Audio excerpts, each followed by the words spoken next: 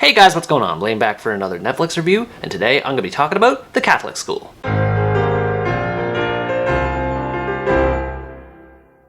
The Catholic School is an Italian drama that recounts the true story of the Scuola massacre, which occurred in 1975. It begins by centering around a renowned Catholic school in Rome and follows a variety of students who attend the school, and they appear to live their lives like any other student would. The movie highlights the events leading up to the horrific incident and explores the perpetrators' motivations for their crimes. Throughout all of this, the movie examines the spectrum of morality and how it applies to all the characters. At least this is what I gathered from watching it, and truth be told, I didn't find it very compelling. It's great to have a movie like this that raises awareness of such a terrible crime, and it has interesting themes behind it, but the boring story and dull characters make it a chore to sit through. If there was a character I'd label as a protagonist, it'd be Eduardo. He doesn't have much to do with the actual massacre itself, but he provides the most context behind everything that happens in the story, through his narrations and casual observance of what goes on in and outside of school hours. I do like this more laid-back approach to storytelling when it's done in short bursts, but the movie is way too excessive with how much it relies upon Eduardo's narrations. It feels like they happen every couple of minutes after a scene finishes, and it doesn't give a lot of time to digest what happened during said scene. I also found a lot of his dialogue to be directionless and more often tended to wax philosophical for the sake of it instead of actually focusing on the plot. There's nothing wrong with having a little bit of food for thought, but there's so much of it present here that it becomes exhausting after a while, and once again it slows down the pacing. And if you're wondering why I was iffy about choosing a protagonist, it's because the movie doesn't really have one. It mostly goes back and forth between two groups, one of them being good or neutral, and the other being bad. And as with Eduardo, both of them are boring. The main problem with these characters is that there's too many of them and they're barely fleshed out. There came a point where I eventually started forgetting who was who, and I had to start writing down names just so I could remember who they were. And even then, some characters would only stick around for a scene or two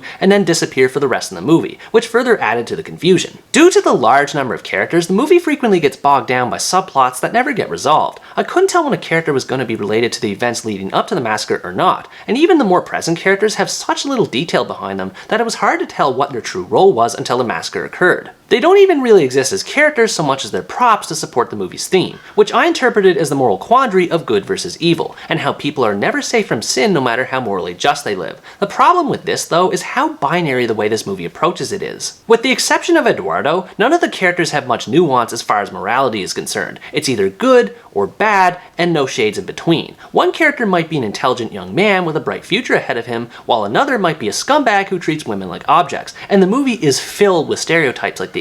There was one character in particular that really confused me in the form of Pick. He's basically a child trapped in a man's body and acts like a complete idiot in every scene. Maybe there was some greater concept behind him that I failed to grasp, but to me all he did was waste valuable screen time with his antics, none of which tie into what happens at the massacre. And Pick is just one of many examples that makes the movie so frustrating to watch. One can tell that the movie is trying to go somewhere and connect as many dots to the massacre and its themes as possible, but this level of thoroughness becomes an issue when there's so many unrelated plot points scattered everywhere, which is unnecessary at best and annoying at worst. The movie was a bit more enjoyable when it focused on the school where it gets its name from. There's a strict and harsh atmosphere that's conveyed in and around this building, which elevates the tension of the story, and funnily enough is also kind of a break from all the characters and subplots that keep popping up. The school and field trips that are done through it examine things like hazing, bullying, sexual exploration, and homophobia, just to name a few. And these instances, short as they were, ended up being a breath of fresh air. They give a much better window into the movie's observation of morality by showing it as opposed to telling it through so much dialogue.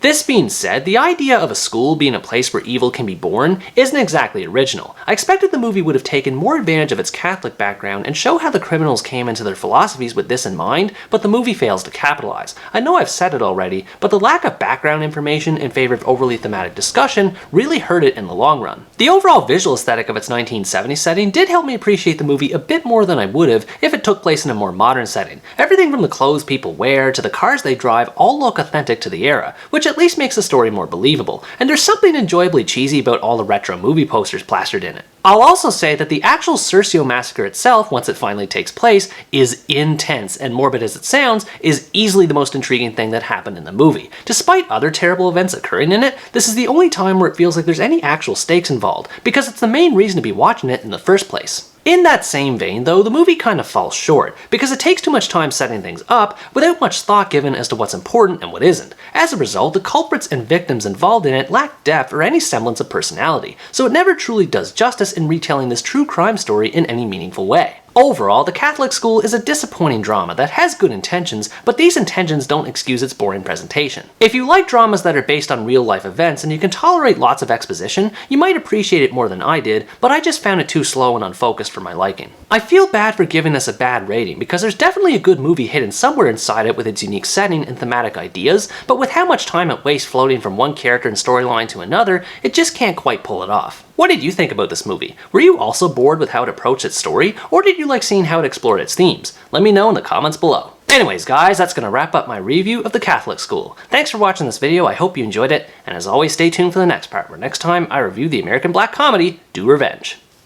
Bye bye!